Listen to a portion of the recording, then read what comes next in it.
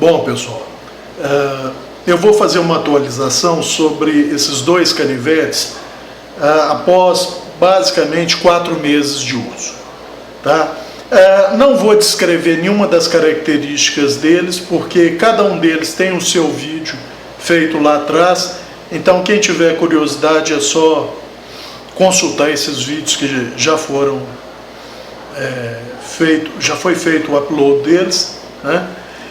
Eu vou comentar agora a minha impressão após usá-los realmente, porque antes foi feito um review de mesa, né? Então só pelo que eles aparentavam ser, e agora eu vou passar para os amigos a minha impressão real sobre eles no uso. Eu vou começar pelo Brother 1507, que foi o que me deixou mais, vamos dizer, com maiores expectativas, tá? Eu continuo gostando muito dele. Ele tem qualidades que, como canivete, para os meus hábitos e usos, o tornam assim muito bom, mas ele tem também falhas graves que podem ser superadas, como eu fiz, mas pode ser que faça muita gente desistir dele, tá? Então vamos lá. A primeira falha grave dele é a região do fio. Ela vem muito fatigada de fábrica. Eu precisei fazer 7 reafiações para chegar no aço bom dele, tá? E o que eu chamo de 7 reafiações? Primeiro, se os amigos observarem, talvez movimentando para a luz, vocês vão ver uma área de desbaste no fio bem maior do que o original. O que eu fiz? Eu deitei o máximo possível a lâmina na pedra, procurando só não arranhar o corpo dela. Por quê?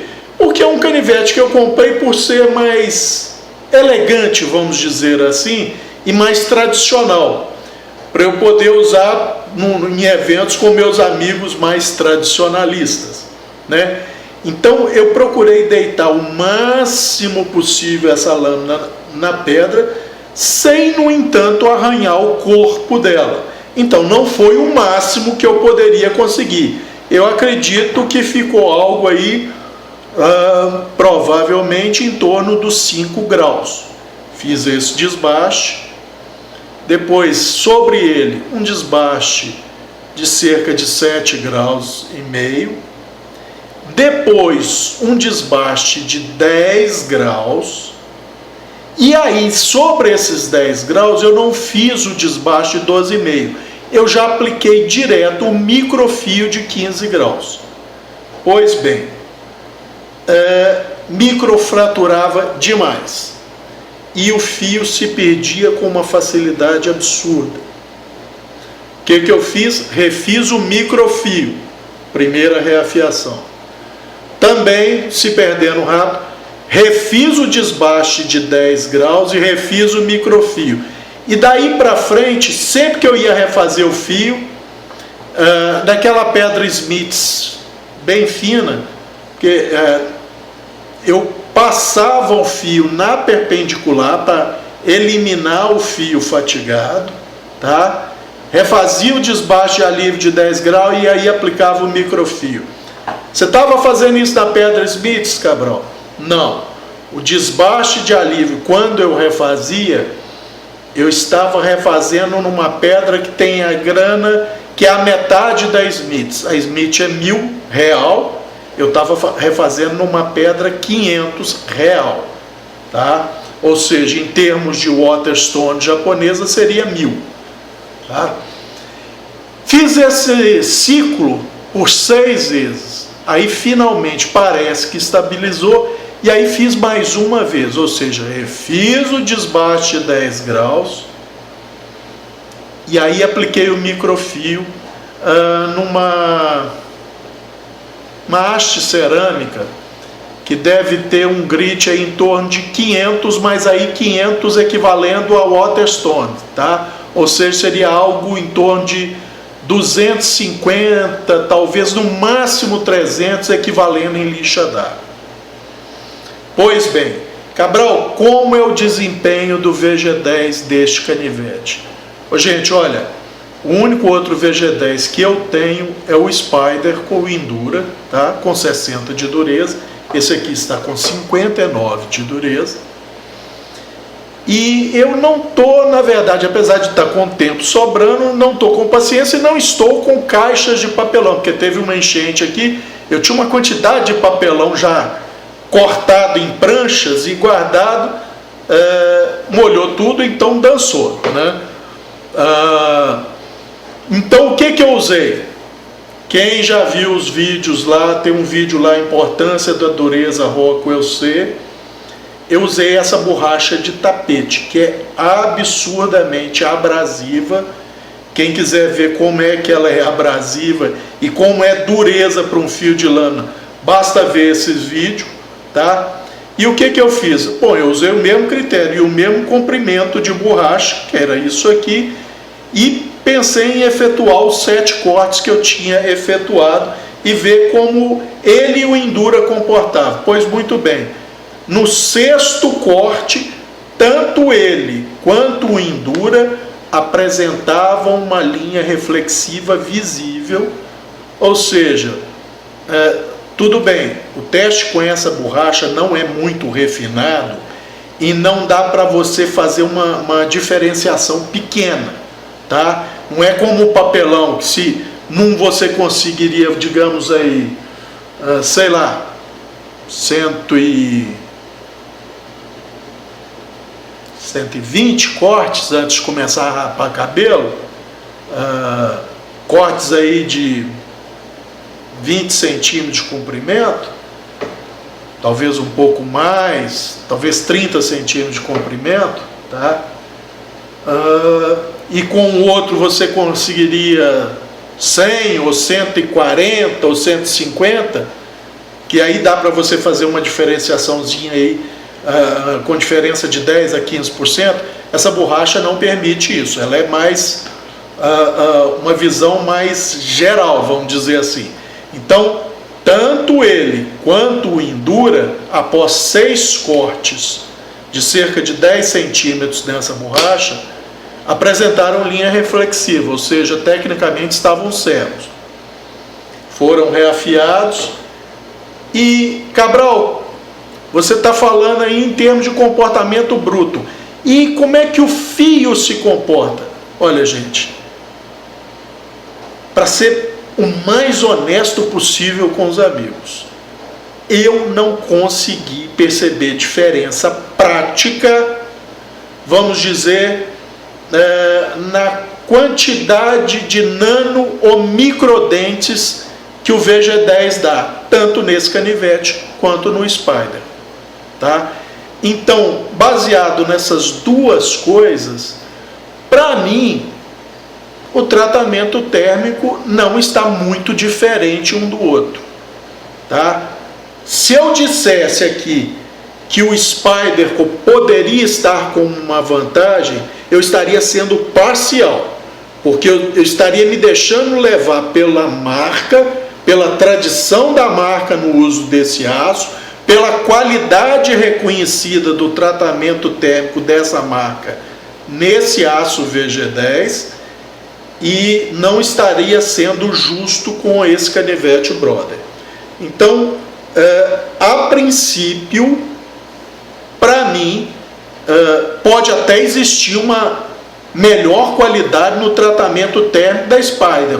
Eu não consegui perceber, tá? E olha que já tem provavelmente mais de 10 anos que eu tenho o meu Endura, já melhorei a geometria dele e tal, mas o comportamento de fio do meu Endura e desse Brother está par e passo um com o outro, tá? Lembrando que a geometria geral do meu Endura é melhor do que a geometria geral dessa lâmina aqui. Mas por quê? Porque eu refiz a geometria geral do meu Endura.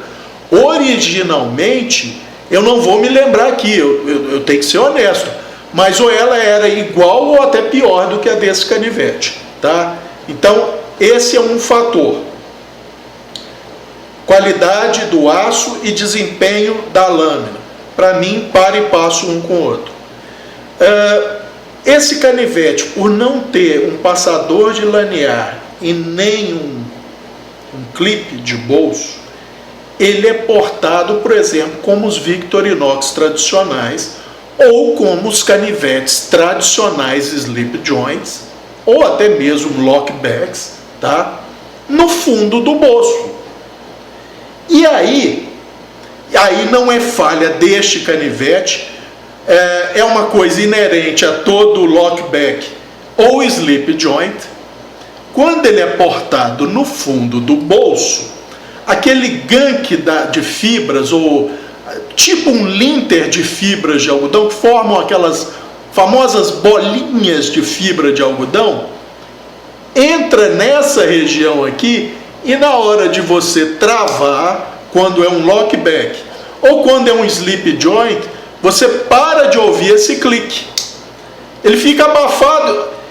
Não ocorreu nenhuma vez que ele não travasse, mas a trava eu acredito que não estava muito segura, porque quando eu ouvi, melhor colocado, quando eu não ouvi esse clique ao fechar, eu falei, opa, tem um gankzinho ali.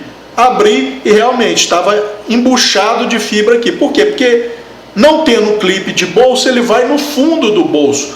E aí, movimentando para lá e para cá, aquelas fibras entram aqui, tá? Na região da empunhadura e do ricaço dele. E quando você vai abrir, elas são comprimidas ou contra a mola do lockback ou contra a barra tensora, tá? A barra tensora do slip joint, tá? Então, a trava, no caso do lockback, fica duvidosa, tá? E no caso do slip joint, fica mais duvidosa ainda a segurança da lâmina ali, tá? Apesar de que no slip joint tem uma tensão até você chegar a meio curso da lâmina, mas não é legal. Então isso não é falha do canivete, isso é inerente ao tipo de trava ou aos slip joints que não tem clipe de bolso.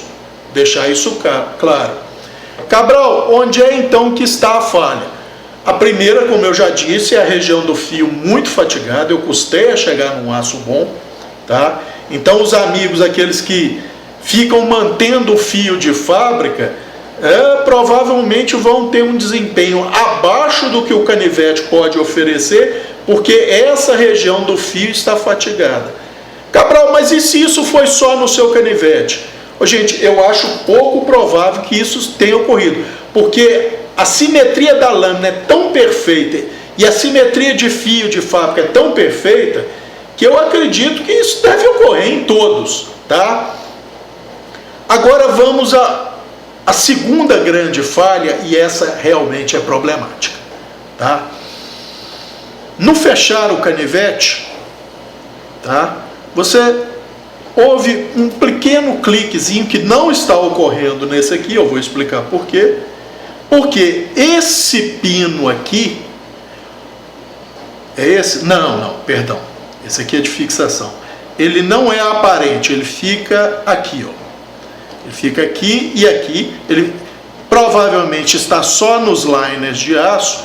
É o pino batente onde o ricaçozinho da lâmina se apoia para limitar o curso da lâmina, para ela não descer demais e não bater no lockback aqui, tá? O que acontece?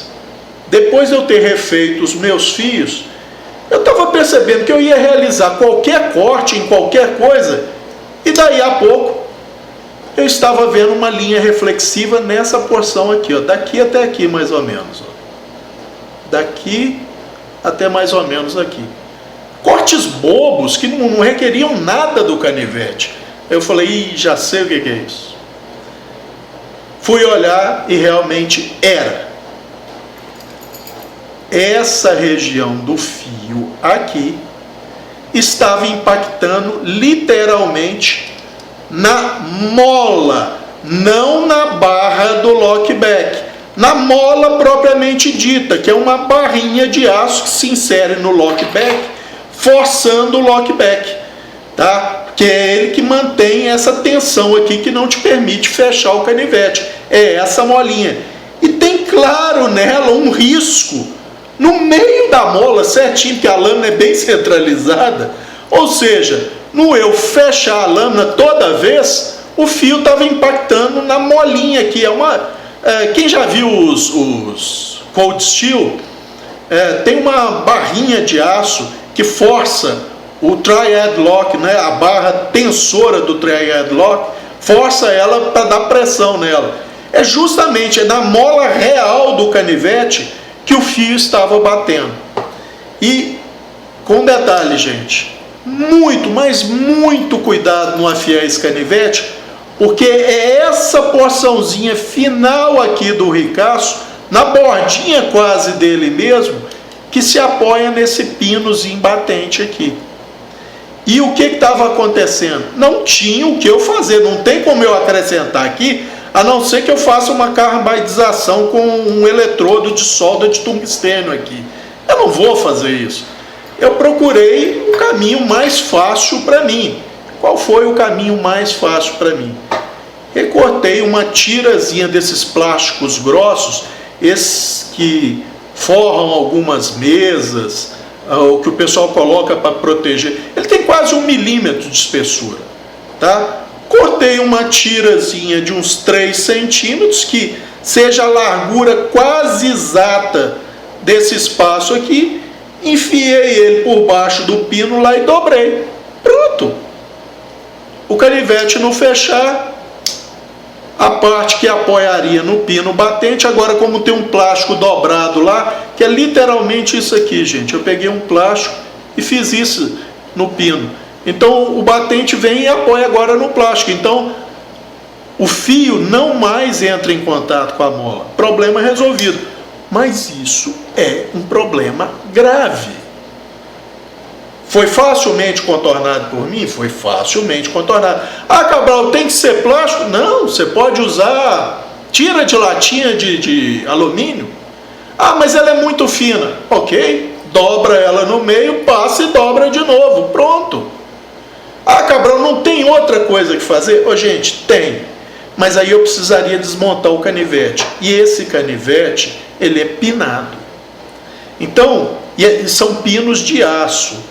Eu não vou desmontar isso, porque eu já sei o trabalho que dá para remanchar pino de aço. Quando eu refiz aquele meu Grasshopper, né? O meu Rockbill, que era uma porcaria, o canivete em si, como eu comprei, mas a lâmina é excepcional, uma geometria, uma das melhores que eu já vi. Então, eu refiz as talas em G10, eu tenho o vídeo aí, tá? Então, eu sei o trabalho que dá. Então, a solução que eu dei, para mim, resolveu. Cabral, então você deixa de recomendar esse canivete? Pô, gente, sincero e honestamente, não. Porque para os meus usos e para os meus gostos, esse canivete é fora de série. Ele é igual um Buck 110, só que numa versão miniaturizada. Ele parece ser grande, mas não é. Ele é um canivete pequeno. Ele é literalmente um Buck 110 miniaturizado. E por que eu estou falando que para os meus usos ele é fora de série? Porque o meu vizinho levantou o nosso muro divisório para 6 metros. E numa parte intermediária, não sei porquê, uma faixa de uns 4 metros, eles enmassaram com massa corrida branca. E todo o resto do muro é pintado de um amarelo palha. Gente, vocês não fazem ideia da quantidade de rolinha, e aqui a gente chama trocal, mas na verdade é asa branca, que ou de manhã cedinho ou no final da tarde vem e dá de cara com esse muro, porque o sol se põe quase atrás desse muro, é um pouquinho na diagonal, mas é uma enormidade. Olha, sem brincadeira, já devem ter sido mais de uma dúzia de rolinha e 4 trocais.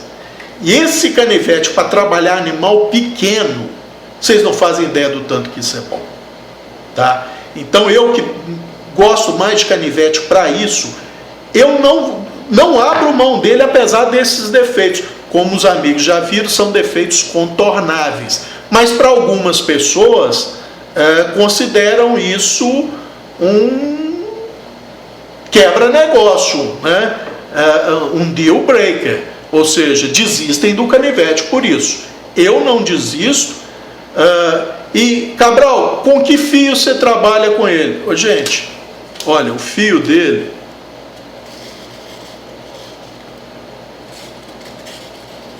é isso aqui, tá? Não retoquei antes de vir para cá, isso é algo do uso dele. Cabelo pula. Ó, e sabem qual é o acabamento desse fio? O mesmo que eu dou no meu Endura.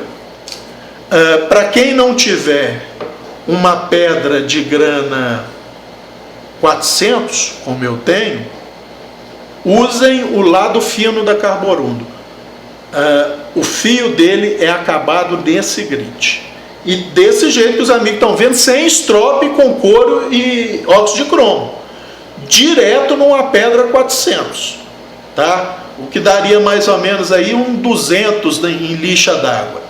Rapando o cabelo.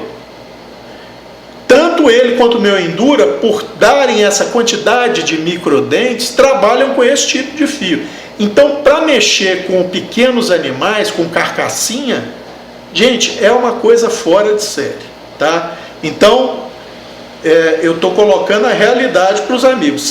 Ele tem 2 defeitos graves, porque a questão do fundo de bolso não é defeito, é uma questão inerente a esse tipo de canivete, tá? Agora, os 2 defeitos, que é o fio fatigado, região do fio, o aço fatigado, e essa questão do stop pin, que permite essa porção mais embarrigada do fio impactar na mola do canivete, ou seja, você perde o fio quase toda vez que você fecha o canivete, é um problema sério. Eu contornei dessa forma, essa foi a minha solução. Existem outras, como eu falei, pode carbidizar aqui a região do tanque, fica muito bom, tá? Só que eu não vou fazer isso. Eu optei pela solução mais simples que eu achei, tá? Então essa é essa avaliação de 4 meses de uso desse canivete. Eu não abro mão dele. Continuo recomendando, agora com essas ressalvas para os amigos estarem atentos. Muito bem. E esse outro aí, Cabral? Esse bem China Made aí, nesse caso aqui, esse aqui especificamente, uma falsificação do Benchmade Proper 319. Gente, vou ser o mais honesto possível. Não tenho o que criticar no canivete. O canivete é quase perfeito. É aquilo que eu falei no vídeo original dele. Se eu fosse mudar alguma coisa, e não vou mudar, e olha que eu já tive oportunidade nessa quarentena, porque estou com tempo ocioso, né? Eu transformaria em full flat. Não transformei por quê? Porque eu acho ele bonitinho. E ele é uma maravilha, na mão é muito bom. E o aço, como eu falei, muito provavelmente 8 cromo, tem um tratamento térmico muito bom. Por quê? Porque ele pega um fio agudo, mantém esse fio agudo e não dá microdente no uso, mesmo em uso mais pesado. Então, o tratamento térmico está bom. E com 57 de dureza, seria o ideal, para mim, que ele tivesse 60, 61. Aí seria um dos meus 10 canivetes favoritos, sem sombra de dúvida. Mas com 57, ele ainda é um pouco melhor do que os Victorinox. Ah, Cabral, a geometria de lâmina é melhor? Não. A geometria de lâmina não é melhor do que os Victorinox. Mas a dureza do aço é um ponto a mais. Então a retenção de fio dele é até um pouco melhor do que a retenção de fio dos Victorinox. Então, os amigos que gostam de Victorinox, e esse aqui é um slip joint como um Victorinox, só, digamos, um pouquinho mais elegante, se quiserem colocar assim, e por $20, que foi o que eu comprei com frete esse canivete, eu não pensaria duas vezes, tá? Esse canivete, inclusive a questão do fio, esse fio só foi refeito 2 vezes e eu já estava num fio excelente, tá? Então, ele não é tão simétrico de fábrica quanto o de lá, mas a qualidade na hora da confecção do fio, o cuidado foi até maior do que o de lá, tá? E o fato dele ser desmontável, porque são parafusos e não pinos, apesar de que eu nunca precisei desmontá-lo, é uma maravilha. Ele sofre do mesmo problema do outro ou de qualquer slip joint ou canivete tradicional que não tem clipe de bolso. Quando ele é portado no fundo do bolso, aquele ganquezinho de tecido ou linter entra e interfere. Aí o que eu fiz? Eu não estou preocupado com estética, eu quero funcionalidade. Peguei um fio ortodôntico de aço grosso, fiz uma volta dupla, tá? Isso aqui não sai, eu posso pendurar aqui que isso não vai sair. Botei um suspension clip nele, já que eu ia botar um suspension clip, botei uma barrinha de pezinho de cabra, né? Uma alavancazinha. Vai no bolso, sem ir para o fundo, porque com o suspension clip, né? Eu podia adaptar um clipe aqui? Podia adaptar, eu tenho clipe de sobra aí. Eu achei mais prático isso aqui. E, como eu falei com os amigos, não tenho reparo a fazer. Não tenho. Para mim é um canivete que está perfeito. Amolda-se perfeitamente na minha mão, nas empunhaduras, corta bem.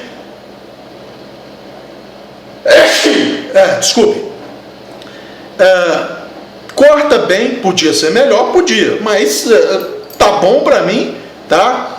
Acho um canivete elegante, tal.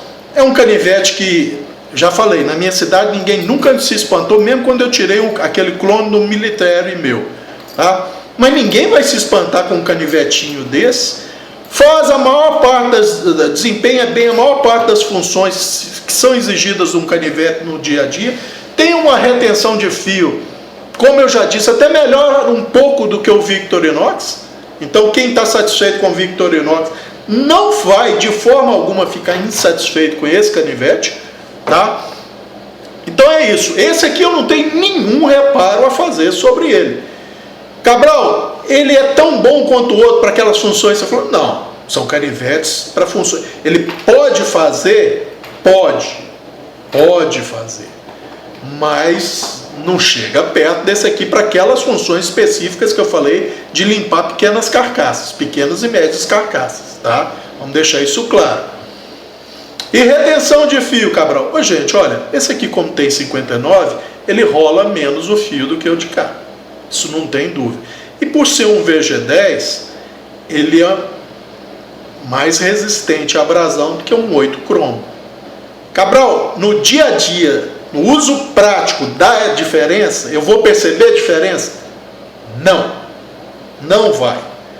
Vão perder o fio relativamente igual, com a diferença. Esse aqui, ele pode trabalhar com qualquer configuração de acabamento de fio. Desde agudo e bem polido, até agudo e com acabamento grosseiro. Esse aço aceita qualquer um deles. O VG10 microfratura. E esse aqui com 15 graus e acabamento polido não dá microdente de jeito nenhum. Pelo menos em uso normal, que eu considero normal nos meus usos, nunca deu nenhum microdente, tá? É lógico. E se pegar um grampo num papelão, aí, gente, aí provavelmente vai, né? Mas pega um fio agudo, fica suave e se mantém assim sem o menor problema. Cabelo você passa no braço, o cabelo tá pulando, tá? É aquele detalhe, como a dureza é um pouco mais baixo, o fio rola um pouco mais, você tem que dar uma chairadazinha, mas tá tranquilo. Então, nenhuma observação a fazer contra esse canivete, a não ser a ausência do clipe, tá? Nesse aqui eu resolvi com o suspension clip, mas eu poderia adaptar. Mas ele é um canivete mais na linha tradicional, um design mais moderno, tá? Mas seguindo uma linha tradicional que normalmente não tem clipe, assim como a maioria dos Victorinox não tem clipe, tá? Então é isso. E agora, gente, eu queria abordar um tema que é recorrente, eu já falei sobre ele, mas de vez em quando eu vejo alguns comentários na seção de comentários e já recebi uns 3 ou 4 e-mails de amigos me alertando sobre isso. Pois muito bem, eu vou dar a minha opinião, não significa, obviamente, que seja certo ou errado, minha opinião é tão boa quanto a opinião de qualquer um dos amigos, eu só embaso as minhas opiniões com os meus motivos. Se o amigo aceita ou não aceita, não vai alterar a minha opinião, tá? Porque eu já tenho essa opinião há mais de 10 anos, que é o seguinte, eu já tive amigo me chamando a atenção no e-mail, falando: Cabral, você não se envergonha de fazer propaganda de uma falsificação, de falar bem de uma falsificação, porque você está tirando dinheiro da Benchmade. Ô, gente, olha, minha opinião, tá? Isso é uma grande bobagem. E eu vou dar os meus motivos para os amigos. Vamos lá. Um Benchmade Proper em S30V, um 319, custa entre 130 e 150 dólares nos Estados Unidos, tá? Então vamos colocar o valor, o patamar mais baixo, 130 dólares. Acrescente aí 15 dólares do frete mais barato que tem dos Estados Unidos para cá, tá? Acrescente 30 dólares aí, 15 dólares, perdão. Acrescente mais 66 dólares, 65 dólares de imposto de importação, tá? Então isso já vai para 80 dólares. 80 com 130 são 210. 210 com o dólar a R$5 daria 1.050, com mais 50 centavos de dólar, 1.150. Pois muito bem. O Cabral jamais, nunca, em tempo algum, pagaria 1.150 reais, não é num Benchmade 319 Proper, não. O Cabral não pagaria esse valor em lâmina alguma, sem a menor hipótese. Para mim, lâmina é ferramenta, esse valor é joia. Eu não pago esse valor em lâmina alguma. Então, quando o Cabral compra uma falsificação, porque esse aqui é uma falsificação, ele não é um clone, é uma falsificação, porque tem a borboleta da Benchmade, tem as inscrições da Benchmade, tá? Mas é uma falsificação, muito bem feita, mas é uma falsificação. Eu não estou tirando um único centavo, ou não estou prejudicando um único emprego da Benchmade ou de fornecedores da Benchmade, pelo simples fato que eu, Cabral, jamais, em tempo algum, compraria um canivete da Benchmade por causa do patamar de preço dele. Ponto. Vocês podem achar que eu estou certo, que eu estou errado, para mim não faz a menor diferença. Essa é minha opinião. E o que outra pessoa acha não vai mudar a minha opinião. Então eu tenho a mais plena consciência que eu não prejudiquei a Benchmade em absolutamente nada. E eu falo para os amigos que a maioria absoluta das pessoas que compram um canivete, no preço desse aqui de 20 dólares, hoje vamos colocar aí 100, 110, cento e poucos reais, jamais pagaria 1.150 no original. Eu já vi acontecer o contrário. Eu já vi, por exemplo, no meu caso, eu tenho um Spider com Stretch 2 e comprei um Ganzo G732, é isso? G732 ou G733, que é a cópia do Stretch 2, porque eu tenho um original e acho muito bom. E depois que eu modifiquei o meu ganso, a habilidade de corte dele é bem superior ao meu Stretch original. Cabral, você está falando que tem maior retenção de fio? Não, eu estou falando habilidade de corte, porque o ZDP 189 do meu Stretch com 65 RC tem uma retenção de fio muito superior ao meu ganso com 59 RC. Tá? Mas eu comprei um clone por causa do original. E a maioria das pessoas que compram um clone não comprariam o original por causa do preço do original. Então ninguém está tirando emprego de ninguém na Benchmade, na Boker, na Spyderco, na Buck, na Gerber, em lugar algum. Por quê? Porque simplesmente não pagariam o preço dos originais. Tá? Eu não pago por convicção e porque acho que é muito dinheiro mesmo para uma lâmina. Tá? Nesse caso eu não creio nem que seja panduragem, não. É uma questão de realidade.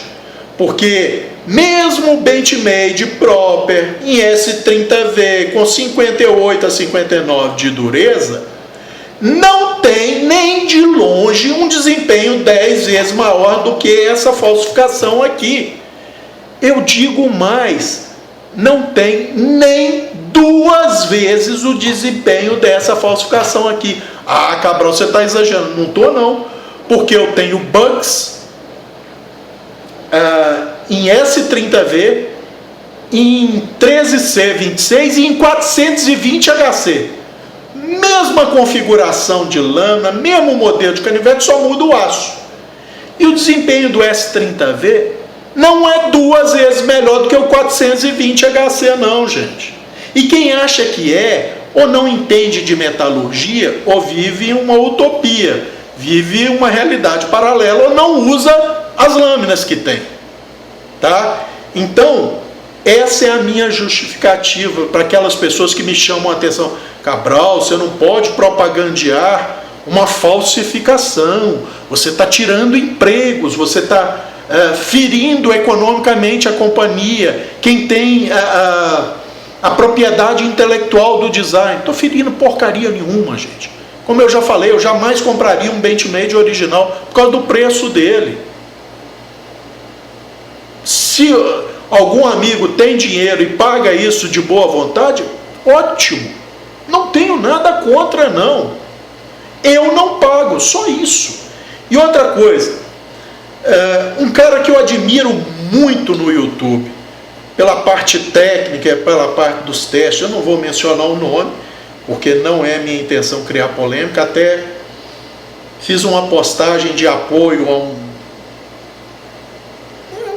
não vou dizer ataque, é uma rixa que ele teve com outro youtuber, tá?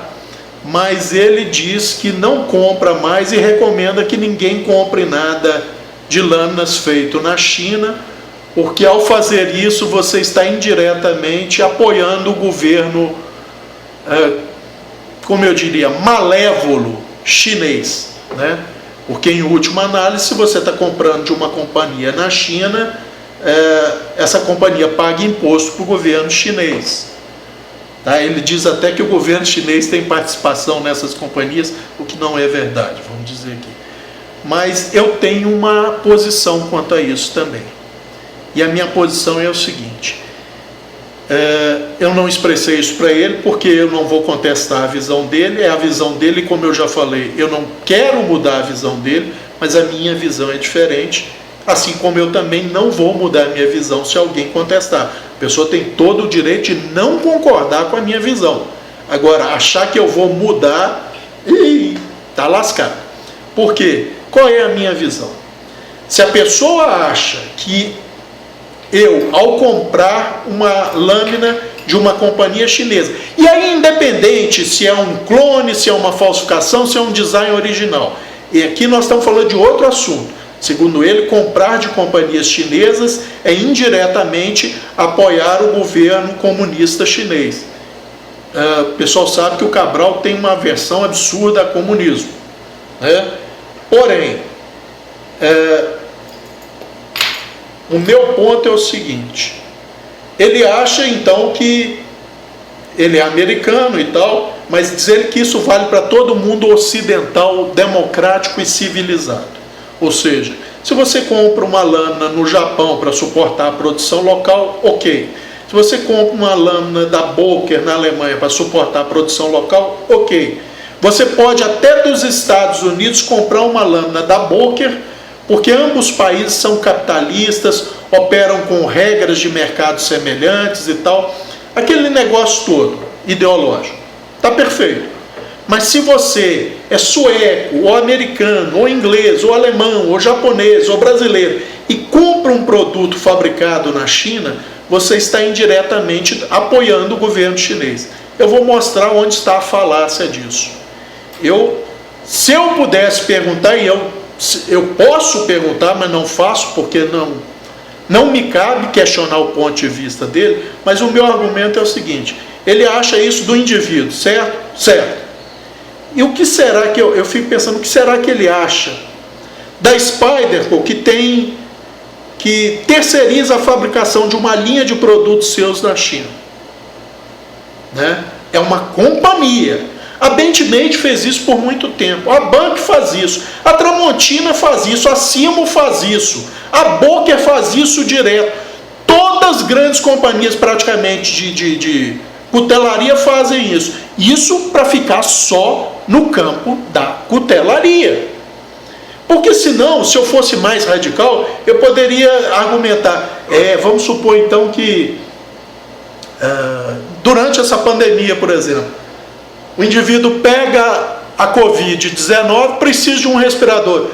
Se o respirador for chinês, ele vai pedir para desligar ou para não ser entubado? Tá?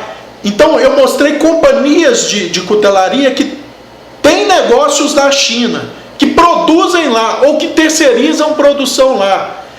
E sem contar milhares de outras empresas de eletrônica, de celular. Vai deixar de comprar a Apple porque as peças são quase todas chinesas. No máximo podem ser montadas nos Estados Unidos. E assim um monte de coisa. Pior ainda, ele vai boicotar o próprio país, como os Estados Unidos, porque os Estados Unidos comercializa com a China. Isso não seria suportar também ou dar apoio ao governo chinês? O mundo inteiro tem relações comerciais com a China. Então isso quer dizer que todos os governos dão apoio ao governo chinês? Poxa, se vale para o indivíduo, tem que valer muito mais para uma companhia, ou para um governo, ou para um país. Então, eu fico imaginando aqui o nível de delírio. Não vou dizer hipocrisia, mas se eu fosse mais ousado, eu poderia até usar a palavra hipocrisia, porque o indivíduo é errado, mas uma companhia tudo bem, ou um país tudo bem. Não tem lógica isso, gente. Não tem lógica. O que está em cima é igual ao que está embaixo, que é igual ao que está no meio. Se você tem um princípio, esse princípio tem que ser aplicado horizontalmente. Pode ter uma exceção aqui ou outra ali? Pode. Mas de maneira geral, tem que ser o mesmo princípio aplicado a coisas semelhantes. Então quer dizer que só vale para o pequenininho, que é para o indivíduo? Não vale para uma companhia, não vale para um país, não vale para um governo? Não tem lógica isso, tá? Então era só essa reclamação que eu queria fazer, me foge o termo em português, os americanos chamam de rant, né? É uma rabugice, tá? É uma fala rabugenta, porque eu vejo isso com certa recorrência e minha posição sempre foi essa, gente, e não vai mudar, tá? Como eu disse no início, os amigos podem discordar diametralmente da minha opinião, estão em plena razão de fazer isso. Eu só não acho que tenho o direito de questionar a minha opinião. Na verdade, direito tem, desde que apresente um embasamento que supere esse embasamento que eu citei para adotar essa posição que eu adoto, tá? Caso contrário, é conversa fiada da boca para fora. Desculpem o desabafo, tá? Mas era mais para atualizar os amigos sobre esses dois canivetes e aproveitar e dar a minha posição em relação a esses temas que são sempre atuais, porque eles sempre estão voltando. Acho que era isso por enquanto. Muita saúde a todos. Cuidado, todos, por favor, tenham o máximo de cuidado que for possível, tá? Não é exigir posição ou postura de ninguém. Cada um tome a postura que lhe for possível, tá? Durante essa pandemia. Nós vamos ter esse problema por muito tempo. No mínimo até termos um tratamento muito eficaz, o que é pouco provável. O mais provável é que seja como no caso da gripe comum e H1N1, que tenhamos uma vacina muito eficaz e de cobertura e acessibilidade global, tá? O pessoal diz que isso deve levar de 1 ano a 1 ano e meio, os mais otimistas estão fixando em 1 ano, porque o mundo inteiro está concorrendo e colaborando para isso. Então, se cuidem da forma que lhes for possível, tá? Um abraço a todos.